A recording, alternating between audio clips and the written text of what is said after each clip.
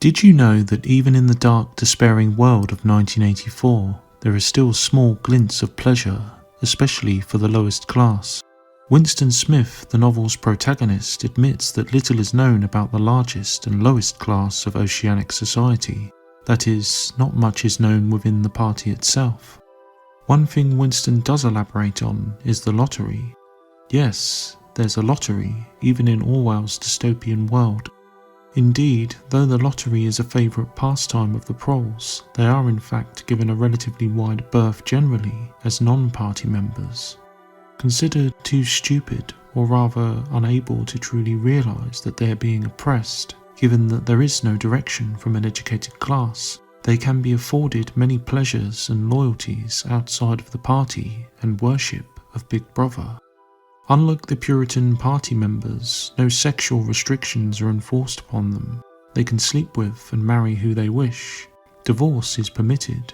All things the heavily controlled party members, like Winston, can only dream of. Proles, importantly too, a point often overlooked, can and do have large and close-knit families, something that is practically impossible for party members. In terms of their pleasures, these are often facilitated by the party itself. The so-called prole feed, including manufactured novels, songs and newspapers, with the latter being filled with crime, sports and astrology. Films are full of sex and, of course, there was even a party department within Minitrue dedicated to the production of blue material solely for prole consumption. It was the lottery, however, that did more than most things to keep the proles in spellbound obeisance. As is the case in our world, most proles likely dream of hitting it big, lifting themselves and their poverty-stricken families out of their misery. Indeed, Winston believes that, quote, it was probable that there were some millions of proles for whom the lottery was the principal, if not the only reason for remaining alive, end quote. Though details are sketchy, Winston describes the high prizes as enormous, which is unsurprising given it seems that the lottery is an oceanic-wide one, which itself indicates what these high prizes actually are, a sham.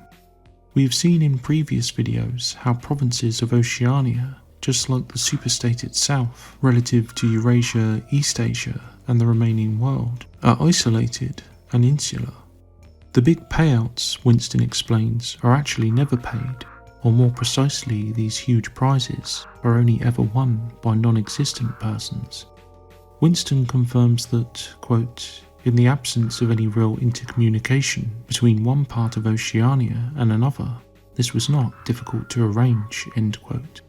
The lottery itself is managed by the Ministry of Plenty, which gives us a clue as to one of its purposes too. One clear economic benefit of this lottery is that it effectively functions as a further tax on the proles.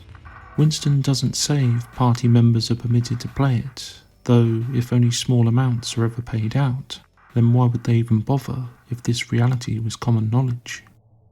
Though such jackpots and large money amounts are paid out in our world, even in reality, lotteries make a tidy profit off of the hopes of millions. In Oceania, the profit must be staggering given the popularity of it and the further benefit that large amounts are never paid out either. Who knows how much the average prole shells out on the lottery? In any case, Mini Plenty must make vast amounts of money each week that it funnels back into the party. Though nice for the directing brains of the inner party, the chief function of the lottery is as a valve for discontent. Materially speaking, the proles are the worst off section of society, even if they do enjoy freedoms that even an inner party member may envy at times. Winston himself, remember, thinks millions only keep working and living in hopes of being that lucky person each week. The lottery then serves a similar purpose to the party's lax attitude towards religion. Interestingly, the party does allow for religious worship among the proles, or would permit it if they even wanted it, though this is of course a lethal offence among party members. This isn't to suggest, by the way, that there are huge religious movements in Oceania. Indeed, the reverse is implied. However, religion too is often criticised as an emotional crutch by the sceptical. Napoleon Bonaparte said that, quote, "Religion is excellent stuff for keeping common people quiet. Religion is what keeps the poor from murdering the rich, something the inner party could empathise with." Of course, Marx himself, likely an historical hero of the party in universe, is credited with his famous quote of, quote, "Religion being the opium of the people." Seemingly because of their freedoms, the prole feed, and particularly the lottery, the proles have no need of religion. However, it's evident a more material hope burns brightly in many of them, sadly, a hope that will never be realised. The party big brains, however, are smart enough to provide a false hope, even paying out small amounts to help sustain the illusion. The lottery itself, then, is the religion of the masses in some ways. The central, unshakable belief that one day, somehow, luck will finally shine on them and lift them out of their misery and daily grind. Winston confirms too that it even has its priests, to continue the analogy, with whole tribes of men dedicated to creating systems, forecasts, and lucky amulets. Interestingly then, this is also a vulnerable area for any real rebel faction looking to stir up the proles. If mini-plenty could be infiltrated, the lottery somehow tampered with, or perhaps proof somehow circulated that these big payments are in fact fake, this could be the spark that ignites the wrath of the masses.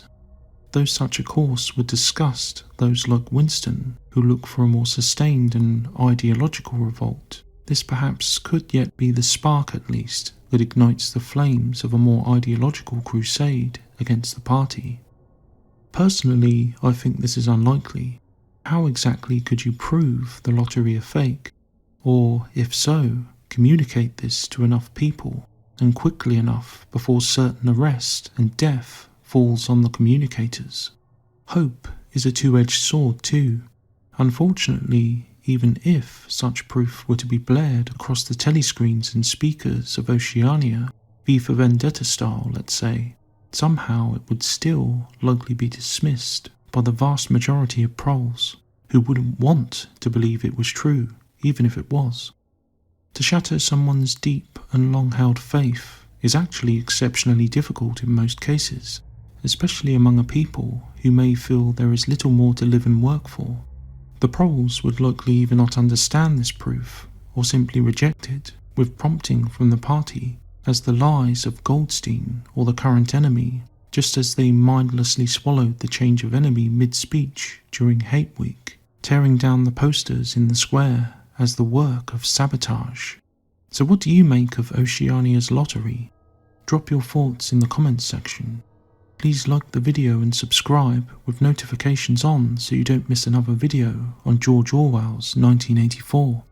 And remember, Big Brother is watching you.